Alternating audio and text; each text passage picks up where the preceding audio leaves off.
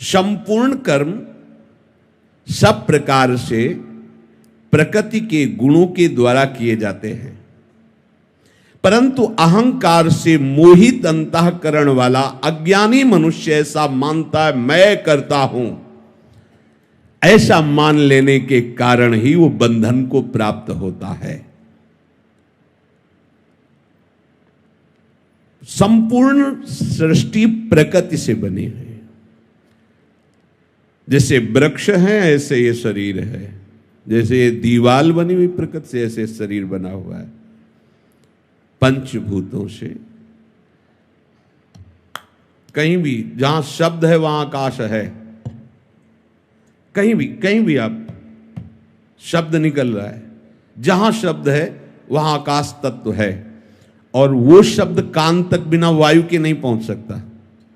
तो जहां हमारे कान में पहुंच रहा है शब्द, तो वायु प्रेरित करके ला रही है। वायु ही जीवन है, वायु ही सुखाती है। जैसे ईंट बनी तो उसमें जो जल तत्व का शोषण किया वायु ने ही किया। जल तत्व ने मिट्टी को मिश्रित करके वो आकार दिया, अग्नि तत्व ने उसे पकाया, और शब्द है ही, क्योंकि किसी को भी आप ऐसे करोगे तो शब्द निकलेगा। तो जैसे वो पंचभूतों से रचा हुआ, ठीक ऐसे ये प्रकृति का चमत्कार है कि एक जड़ दिखाई देता है और एक ये चैतन्य दिखाई है। ये भी जड़ रचना है उसकी। जैसे दूध के कई प्रकार की वस्तुएं बनती हैं, ऐसे पंचभूतों की कई प्रकार की रचनाएं हैं। प्रकृति का स्वयं प्रवाह हो रहा है। कहीं से स्रोत जल का निकल रहा है, वो नदियों के रूप में समुद्र में मिल रहा है। कहीं अत्यंत तेजस्वी सूर्य की किरणों से सुखा करके उस जल को लेकर के वो वर्षा रूप में स्वयं सब क्रियाएं हो रही प्रकृति के द्वारा।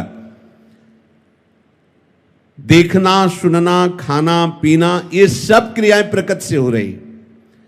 परंतु जो अहंकार से मोह में मोहित हुआ अज्ञानी है, वो इनके दो विभाग कर लेता है।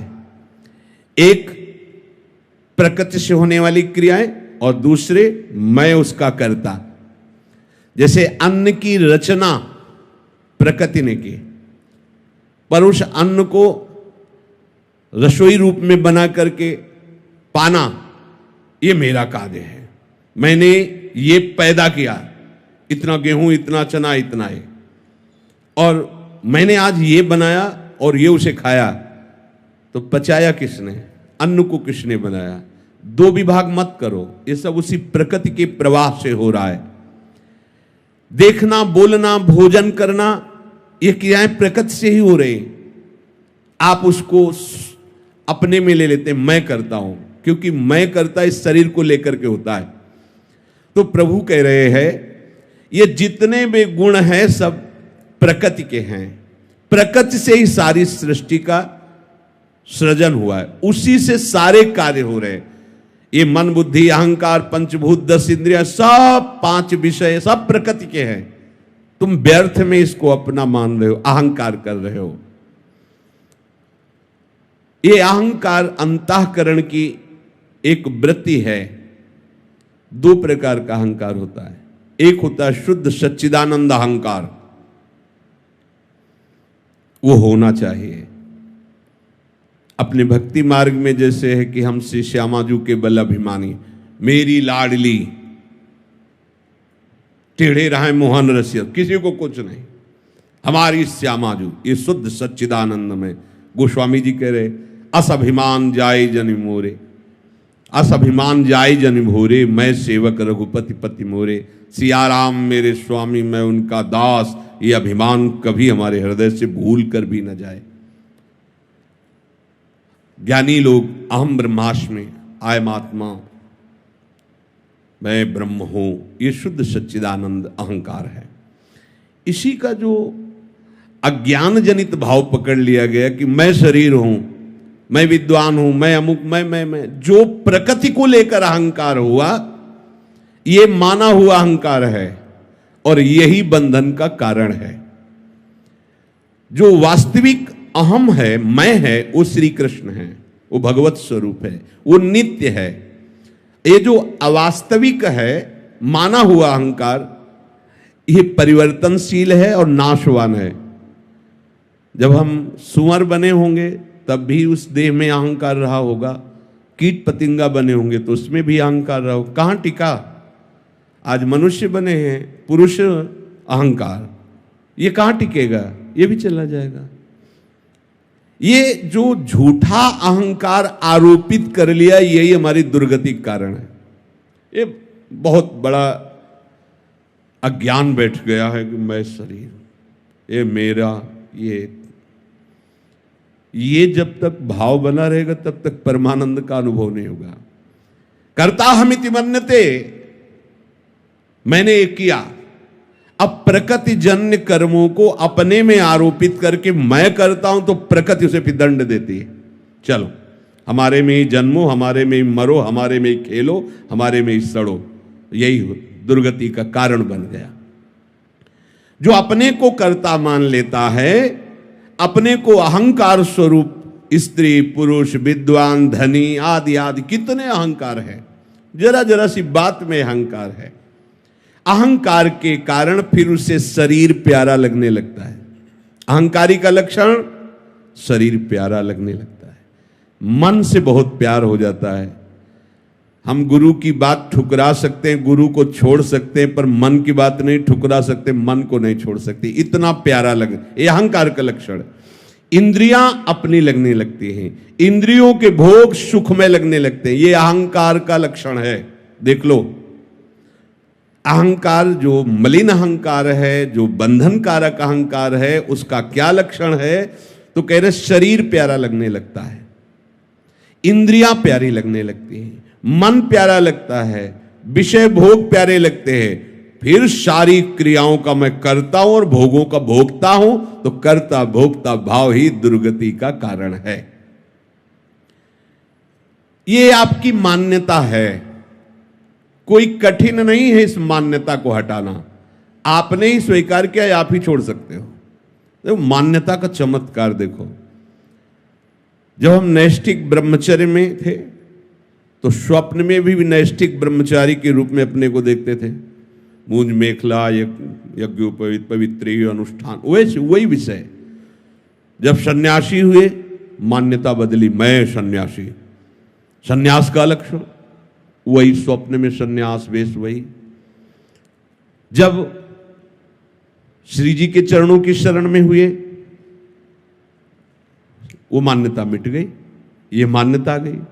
जिस आत्मा का चिंतन करते थे मैं ब्रह्म हूं, उसी में आ गया मैं श्री जी की दासी हूं, मान्यता हो गई, ये मान्यता प्रकाशित।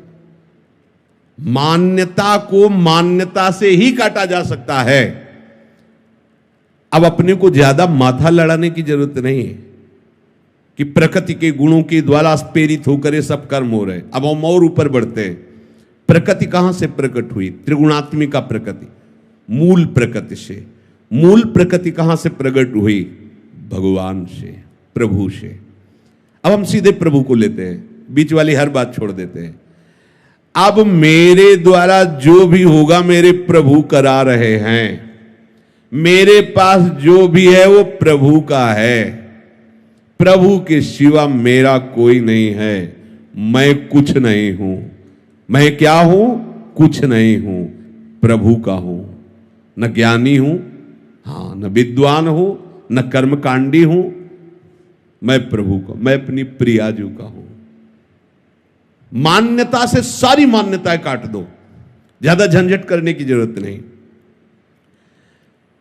साधन काल में साधक को कुछ अनुभव तो होता नहीं, तो होता है अगर मैं प्रभु का हूं, प्रभु के लिए सब, तो ये गंदी बातें क्यों हो रही, ये जलन क्यों हो रही, ये अशांति क्यों हो रही, घबराहट क्यों हो रही, भय क्यों हो रहा है? केवल कहने से हो जाएगा मैं प्रभु का हूं, ये सब प्रभु के द्वारा हो रहा है? कह तो रहा हूं, रोज कह रहा हूं, पर बहुत परेशान हूं। स्पष्ट वर्णन कह रहे हैं। अनुभव ना होने पर भी तुम्हारा संसार बंधन कट चुका है। जैसे एक बहुत बड़ा वृक्ष हो, पुराना, और आंधी से जड़ से उखड़ जाए, उखड़ गया है, बड़ी बड़ी जड़ें हैं, पर कुछ छोटी अभी ऐसे नीचे से, पूरा नहीं उखड़ पाया, गिर गया है, अब उसकी सत्ता नहीं रह रही, पर वो थोड़ा थोड़ा नीचे जमीन से आधा ऐसे ऊपर दिखाई दे रहा, नीचे की छोटी जड़ें ऐसे लगी हुई है, उससे वो हरा भरा महीनों दिखाई देगा। वो आपको लगेगा वृक्ष जिंदा, नहीं नहीं, जहां आप उठाओगे खत्म हो गया। ऐसे ही हम कह तो रहे हैं कि प्रभु का सब कुछ है, प्रभु ही सब करते हैं, कुछ जड़ें थोड़ी थोड़ी लगी हुई हैं। जैसे आप ये ग्रंथ किसी को दे दें, वो पढ़ रहा है तो आपको देखते हैं, मैंने इसे दिया था, ये ग्रंथ मैंने दिया था, हम तुमको इसे जमीन में रखने को नहीं दिया, संभाल के केवल पढ़ो, दूसरे को नहीं दे सकते, मैंने दे दिया है पर अधिकार मेरा है। यही बेकूफी हमारे को क्लेश दे रही है, अशांति दे रही है। प्रियाजू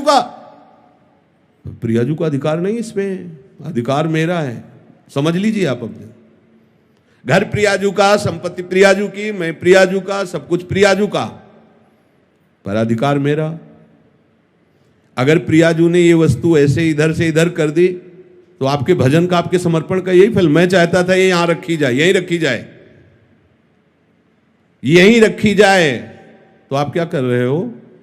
प्रियाजू को अपनी सेवा में ले रहे हो या आप प्रियाजू की सेवा में जा रहे हो? अभी आप अपना ही तो अधिकार जमा रहे हो। देख लो, ऐसा ही समर्पण है, ऐसा ही समर्पण है। गुरुजी न कोई माता न पिता, आप। जरा सी कोई बात,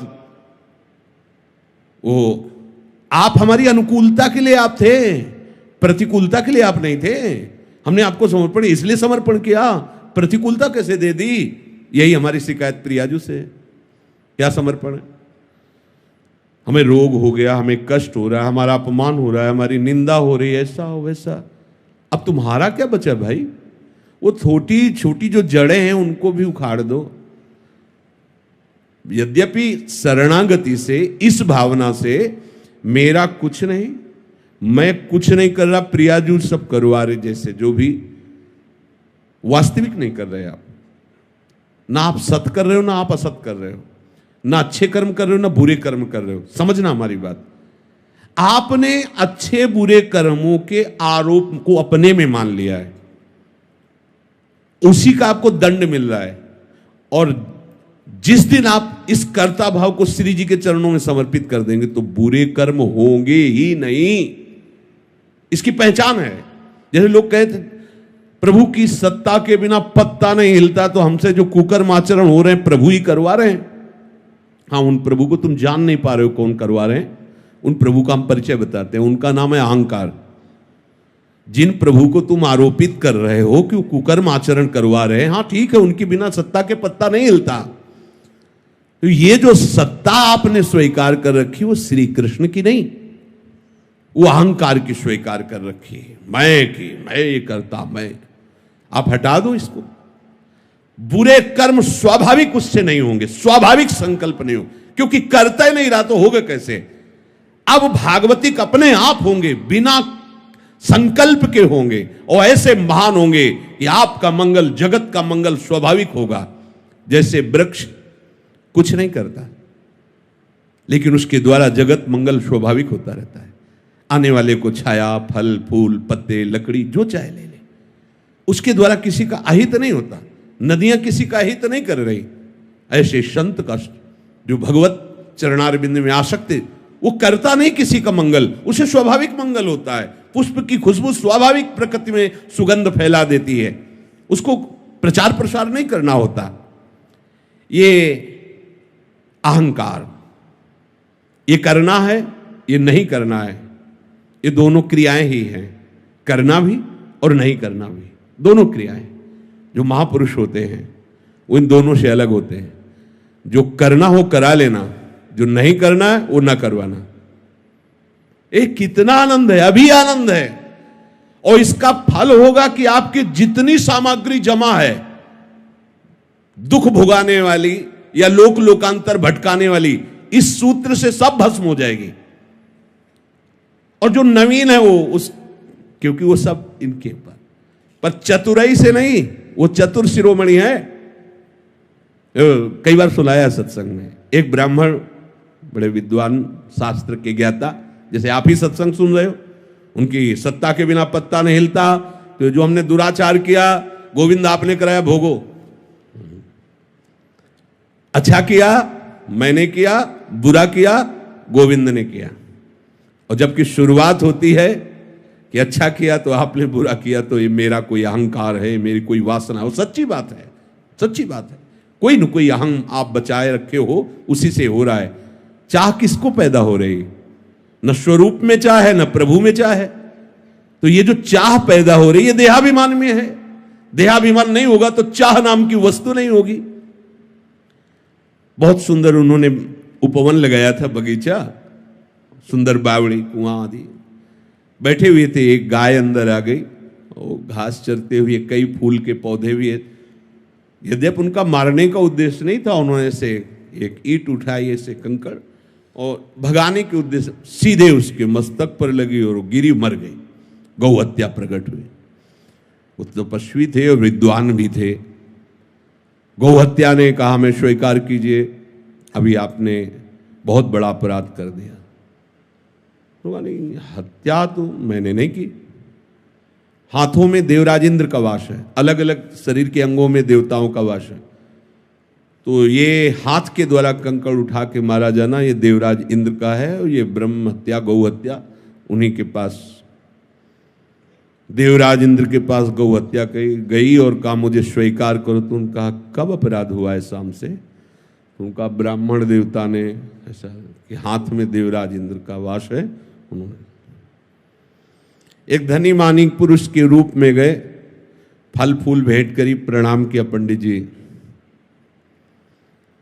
कितना सुंदर बगीचा, किसने लगाया?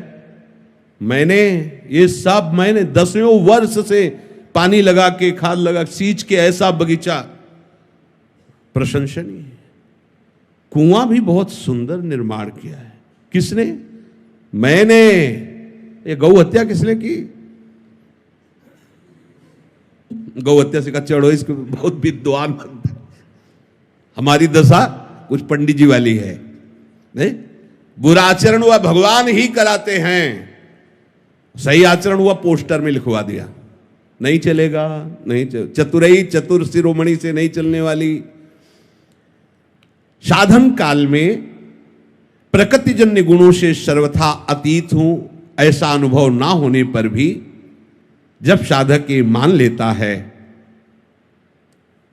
कि मैं प्रभु का हूं, अब मेरा सारा भार प्रभु के ऊपर है, प्रभु मुझे जैसे चलाना चाहे वैसे चलावें। यद्यपि अभी समर्पण नहीं हुआ, ये समर्पण की भावना बन रही, तो हमारे अंदर जो संकल्प विकल्प है वो बंद नहीं होंगे, ध्यान रखना। हमारे अंदर चाह का जो क्रम है वो बंद नहीं होगा, हमारे अंदर जो संसारिकता वो बंद नहीं हो जाएगी, अच्छे से समझना। पर सही बात आगे लिखा है, सही बात यह है कि ये मान्यता तुम्हें मुक्त करके ही छोड़ेगी। देखो, डरना नहीं है। ये जो प्रवाह चल रहा है, जैसे कई किलोमीटर से धारा आ रही हो और पीछे पानी रोक दिया गया हो, तो वहां रोकते ही पानी यहां थोड़ी बंद हो जाएगा, थोड़ा समय लगेगा, वो पानी निकलते निकलते फिर खत्म हो जाएगा। ऐसे ही सृष्टि चक्र में कामना वासना का प्रवाह चल रहा है। अब इसको हमने सही मान्यता के द्वारा रोक दिया, प्रवाह को। मैं नहीं करता हूं, ये शरीर, ये मन बुद्धि बहुत सूक्ष्मता से देखो, सब प्रभु के हाथ में है, तुम्हारे हाथ में नहीं। सब कोई चाहता है ऐसा सुंदर रूप हो कि सामने वाला देख के मोहित हो जाए, पर ऐसे क्यों हो? क्योंकि तुम्हारी चाह के अनुसार थोड़ी सब हो जाएगा। सब चाहते हैं कि सर्वांग सुंदर, स्वस्थ, अजर, अमर, सब भोग हमें ही मिल जाए, सबका स्वामी मैं बनूं, ऐसा तुम्हारी चाह से थोड़ी हो रहा है। देख लो, जब तुम्हारी चाह से कुछ हो ले रहा है तो चाह क्यों करके फंस रहे हो? ऐसे हो जाओ। पर अज्ञान के कारण पूरा संसार इसी में लगा हुआ है, पूरा संसार वह भटके जा रहा है, दौड़े जा रहा है। अब आपने उस प्रवाह को रोका, बिल्कुल सच्ची से समझ लेना। अगर ये बात हृदय में बैठा लोगे तो आज ही मान लो कि अब तुम्हारा फाइनल ठीक हो गया। आगे आपको अनुभव में, अभी अनुभव नहीं है, धारा है रुक गई है, पर प्रवाह वो अभी धीरे धीरे धीरे जब वो जहां से रुका वहां से यहां तक का जब पानी निकल जाएगा तो आपको अपने आप दिखाई दे देगा रुक गया, पर वो तत्काल की और एकदम दिखाई दे कि निर्वासनिक हो, ऐसा नहीं है। हमारे अंदर वासनाओं का प्रवाह हो रहा है, हमें अच्छा बुरा भी लग रहा है, कामनाएं भी हैं, पर हम अभी जीवन मुक्त हो सकते हैं। बिगड़ी जन्म अनेक की अब ही सुधरे आज हो, समझना इस बात को। क्या? प्रभु के सिवा मेरा कोई नहीं। मान लीजिए प्रभु, हे प्रभु आप मान लीजिए कि प्रभु के सिवा आपका कोई नहीं है। अंदर से देखिए, आप अपने जीवन का अधिकार केवल प्रभु को दीजिए। अब वो हमारी प्रशंसा करवाएं, निंदा करवाएं, हमें ऊंचे बैठाएं, नीचे बैठा लें, स्वस्थ रखें, अस्वस्थ रखें, कामना युक्त रखें या निष्काम रखें, आपका प्रश्न खत्म हो जाना चाहिए। बिल्कुल एकदम अभी वृंदावन धाम में बैठे हुए चर्चा हो रही, इसमें संशय करने की जरूरत नहीं। बिल्कुल आप योगक्षेमम भाव में हम तेषाम अहम समुद्धरता अहम त्वाम सर्व पापेभ्यो मोक्षयिष्यामि मा शुचा, ये हम नहीं कह रहे हैं, वो कह रहे हैं जिन्होंने सृष्टि सर्वधर्मान परित्यज्य माम एकम शरणम व्रज अहम त्वाम सर्व पापेभ्यो मोक्षयिष्यामि मा, मैं तुम्हें निष्पाप करूंगा, करूं सत्य ते साध, मैं तुम्हें साधु बनाऊं। काहे को बोझा लिए घूम रहे हो? ऐसे डारी भार पे भार परम धन राधा नाम, निश्चय करो मेरे शरीर का, मेरे अंतःकरण का, मेरे स्वभाव का अधिकार केवल प्रियाजू को है। बस ये तीनों शरीर तन वांग मनोभीर अमलई, फिर सोहम तवयु आस, बिल्कुल सिद्ध सिद्धांत। इसलिए हम रुक रहे, धैर्य पूर्वक विचार करो किसका अधिकार तुम्हारे ऊपर है। तो बहुत से अधिकारी निकल पड़ेंगे, सब अधिकारियों को नोटिस दे दीजिए कि बहुत बड़े अधिकारी के हाथ में हमारा मकान दुकान सब समर्पित हो गया, तुम्हारा काम खत्म। पर ये केवल बातें हैं, बातों से क्या। जब सखी बातों से प्रीति नहीं उपजती, प्राण देना पड़ता है, समर्पण करना। आप निश्चय करो कि मेरे जीवन का अधिकार केवल एकमात्र हरि गुरु चरणों में, बस किसी का अधिकार नहीं। इसी में फेल हो जाओगे, 100 में 1-2 लाइन के इस पार आएंगे ना, पीछे हो जाएंगे। जो कहो हरिवंश रस बिरलो समझनहार, एक दोई जो पाइए खोजिए सब संसार। हरिवंश गोसाई भजन की सकृत माने बिरला को रीत जानी है। उन बिरले में आप सब हो। कितनी सृष्टि है, कितने बैठे हो ऐसे, इतने हो, कितनी सृष्टि है, आप सब बिरले हो। आप सबका आखिरी जन्म है, आप सबको प्रियाजू ने चयन कर लिया है। आप अपनी तरफ से तैयारी कर लीजिए। आज ही अभी ही आप भार रहित हो जाएंगे यदि बात स्वीकार कर लेंगे। मेरे जीवन का संपूर्ण अधिकार मेरी प्रियाजू को है। प्रियाजू की इच्छा के बिना अब मेरी कोई इच्छा नहीं। अब मारो या तारो कहें हम क्या। जब दिल ही दे दिया तो दिल की बात दिलवर जाने, अब दूसरे से कहने की क्या जरूरत है।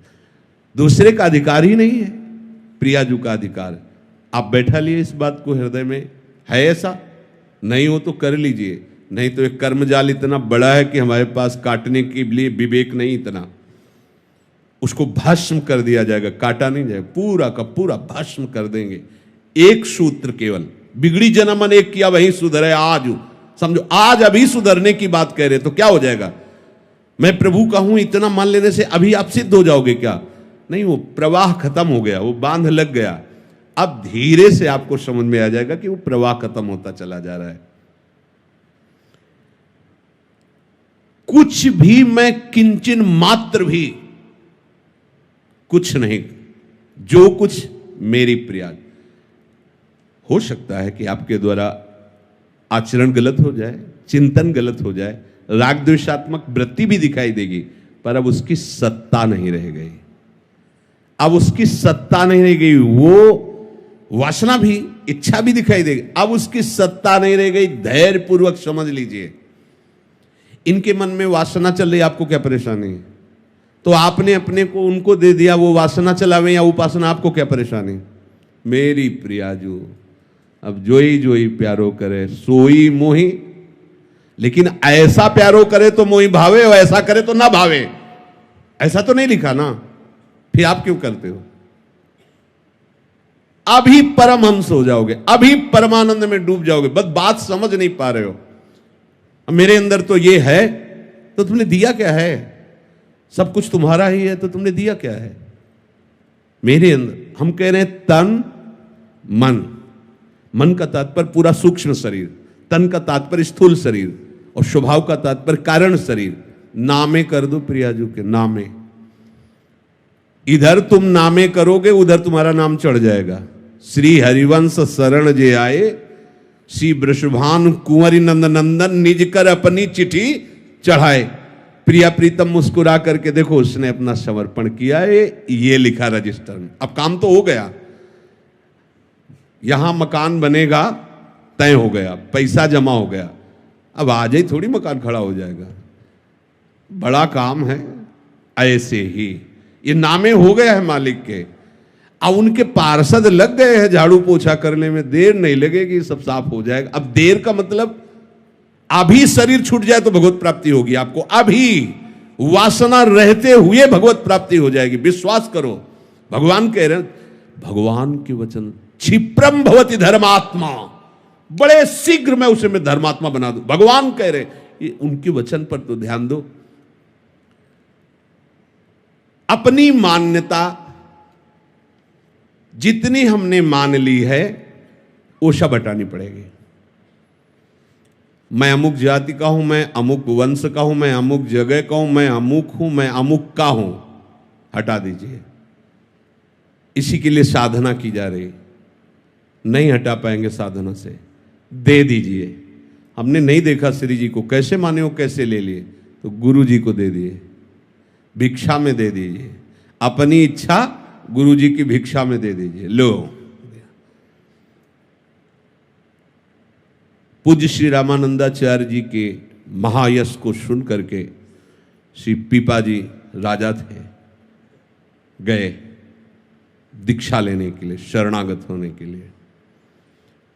पार्षद खड़े थे, आचार्य चरण के सेवक, निवेदन किया कि पीपा जी महाराज स्वामी जी से दीक्षा लेना चाहते हैं, आचार्य चरण से सूचना पहुंचा दो। राजवेश में राज सेवक गया और बोला, पीपा जी महाराज आए हुए हैं, और वो उनके सेवकों ने निवेदन किया है कि वो दीक्षा लेना चाहते, शरणागत होना। यहां राजा महाराजाओं की क्या जरूरत है, भगाओ, हटाओ यहां से, ऐसे ही शब्दों से बोलो, जाकर हटाओ इनको। स्वामी जी जल्दी नहीं मिलते थे, पर्दा लगा रहता था, दर्शन भी नहीं मिलते, जब तक वो कृपा न करे तो पर्दा नहीं हटता था, पर्दा हटा के तभी मिलते थे स्वामी रामानंदाचार्य जी महाराज। सेवक ने कहा कि स्वामी जी ने आदेश किया है, यहाँ राजा महाराजाओं का कार्य नहीं, और हटाओ, तो आप तुरंत यहाँ से चले जाइए। समझ गए, तुरंत राज पोशाक को उतारा, पूरे राज परिकर को वापस किया, साधारण एक सात्विक वेश में, और दैन्यता से हाथ जोड़कर कहा, स्वामी जी से प्रार्थना कीजिए, नीच अधम पीपा आया है, आपके चरणों की शरण होना चाहता है। लौट के गए, बोले स्वामी जी इस बार सेवक ने नहीं, स्वयं पीपा जी ने ऐसा कहा है, नीच अधम पीपा आपकी शरण में होना चाहता है। राज पोशाक त्याग कर दी है और राज परिकर को वापस कर दिया है। स्वामी जी ने कहा, तो जाके कह दो, यहां खड़े क्या कर रहा है, कुआं में गिर जाए, जाके सामने कुआं है। उनका स्वामी जी का आदेश है, सामने कुआं में गिर जाओ जाके। तुरंत स्वामी जी बिल्कुल कुआं के समीप पहुंच रहे हैं, स्वामी जी बिल्कुल समीप पहुंच गए, स्वामी जी बस कूदने में, रोक दीजिए, रुक जाओ, रुक गए, आओ। स्वामी जी ने बुला लिया। पहली आज्ञा में तुम्हारे राज मद का त्याग हुआ, दूसरी आज्ञा में शरीर का मोह का त्याग हुआ, और मन को हम स्वयं घसीट लेंगे। ये नाम जपो जाके, हम आके जब समय होगा तब तुम्हें ये समर्पण। शिवाजी महाराज समर्थ स्वामी श्री रामदास जी समर्थ गुरु हैं वो। महाराज मैं आपका शिष्यत्व ग्रहण करना चाहता हूं। ठीक है, समय पर बताएंगे। सूचना एक दिन दी, शिवाजी आए, कहा शिब्बू बहुत उधर पीड़ा हो रही। स्वामी जी मैं राजवैद्यों को बुलाता हूं। नहीं नहीं, मुझे पता है इसकी औषधि क्या है। वो सिंघिनी का दूध जब हम पी लेते हैं तो हमारा उधर ठीक हो जाता है। बिना अस्त्र के, बिना किसी सैनिक के जाओ और जंगल में से सिंघिनी का दूध लाओ। बहुत वीर पुरुषों में शिवाजी थे, उनका बड़ा चरित्र। बिना अस्त्र शस्त्र के, बिना किसी अंगरक्षक के। और ध्यान रखना, स्वर्ण के पात्र में ही सिंघिनी का दूध रुकता है। गए जंगल में, गए तो सिंघिनी कोई कामधेनु गाय थोड़ी है। वहां शावक खेल रहे थे। सिंघिनी ने जे देखा छलांग लगाई, कोई अस्त्र शस्त्र नहीं, हाथ जोड़कर घुटनों के बल बैठ गए और कहा मैं अपने गुरुदेव के लिए, उनकी पीड़ा मिटाने के लिए, उनके आदेश से आपका थोड़ा सा दूध चाहे, आपका अहित नहीं करेंगे। खड़ी हो गई। जब आंख खोल के देखा तो सिंघिनी के बीच में समर्थ स्वामी रामदास जी खड़े थे। वो हो ठीक हो गया, पेट ठीक हो गया, जाओ चलिए। एक दिन झोली उठाई, जाके आवाज लगाई भिक्षाम दे। राज दरबार के सैनिक, समर्थ स्वामी रामदास जी पधारे, गुरुदेव पधारे, भाग के सिंहासन से एकदम भिक्षाम दे। तो कांप गए कि अपने स्वामी को क्या भिक्षा में दूं। पूरा राजपाट रानी सहित अपना नाम पूरा सब झोली में डाल दिया। हाँ ठीक है, ये राज्य मेरा, तुम मेरे, आज से तुम मेरे सेवक होकर राज्य का शासन करो, स्वामी हो के नहीं। अब मैं तुम्हें शिष्य स्वीकार करता हूं। दो प्राण समर्पित सिंघिनी के दुग्ध से, और यहां राजवैभव समर्पित। अब तुम अधिकारी हो गए। बिगड़ी जन्म अनेक की, अब ही सुधरे आज, अब ही। बस जो कुछ तुमने अपना मान रखा है उसे समर्पित कर दीजिए। तो स्वामी के हाथ में संचालन पहले भी था, अब भी है। अहंकार के कारण तुम दुर्गति को प्राप्त हो रहे थे, अब कुछ नहीं होने वाला। अब तुम्हारा कहीं बाल बाका नहीं होने वाला, क्योंकि तुम्हारा कुछ बचा ही नहीं है। तुम्हारा जहां समर्पण हुआ कि तुम्हें उस समर्पण का फल मिलेगा, नित्य निरंतर भगवत प्रीति का वर्धन। पर यह बात सुनने में अच्छी लगती है? जब ये बात आ जाएगी कि आपका सब कुछ है, और इसके बाद जब आपके सामने प्रतिकूलता आएगी तो स्वामी के ऊपर ही भौं चढ़ेगी। उससे तो प्रेम से बात करते हैं, हमारी तरफ तो देखते भी नहीं है। हमने इनके लिए जीवन समर्पित कर दिया। भाई जी ने एक उसमें लिखा था कि आप भरी सभा में नए आगंतुक को गले लगाएं और मुझे बार बार तिरस्कार करें और प्रताड़ना दें, तो भी मैं आपकी तरफ ही देखूंगी। मैं किसी और की तरफ आप देखिए किसी और की तरफ, मेरा शासन आप पर नहीं है, पर ये मेरी आंखें आप किसी और किसी को नहीं देख सकती। समर्पण इस कोटि का। अगर हमारा समर्पण है तो फिर हमारे अंदर क्यों म्यों प्रश्न उत्तर नाना प्रकार का ये प्रपंच सीधे भगवत प्राप्ति का मार्ग है। तनुवांग मनोभीर अमलई सोहम तवई वासिता। अगर अमलई पहले आ जाता तो थोड़ा विचार करने की बात थी। तनुवांग मनोभीर, ये समर्पित करो तो अमलई अपने आप हो जाओगे। और सोहम तवई वासिता, हमारा संबंध तो पहले से ही है प्रभु से, प्रियालाल से। कोई नया संबंध थोड़ी है, जो है उसी की स्मृति जागृत हो जाती है। ये जो वासनाएं हैं, इनका जो पतन का कराने का कार्य है वो विस्मृति है। भगवत संगी महापुरुषों के संग से या भगवत वाणी से विस्मृति का नाश होकर स्मृति होता, बस इतनी बात होती। नष्टो मोहा स्मृति लब्धा। और ये कामा संजायते क्रोधा, क्रोधा स्मृति विभ्रमा। स्मृति भ्रंशात बुद्धिनाशो बुद्धिनाशात प्रण, स्मृति का नाश ही सर्वनाश है। तो सोहम तवैवाश्रिता, ये स्मृति जागृत हो जाती है। ये कोई संबंध होता नहीं है, ये दृढ़ है पहले से। हमारा प्रियालाल का संबंध पहले से है, अब भी है, आगे भी रहेगा। पर हम उस संबंध का विस्मरण करके नए नए संबंध मान लिए। उन नए नए संबंधों की मान्यता को पुनः समर्पित कर दो, तो जो है वो जागृत हो जाएगा। शेष चर्चा आगे। श्री राधा वल्लभ लाल।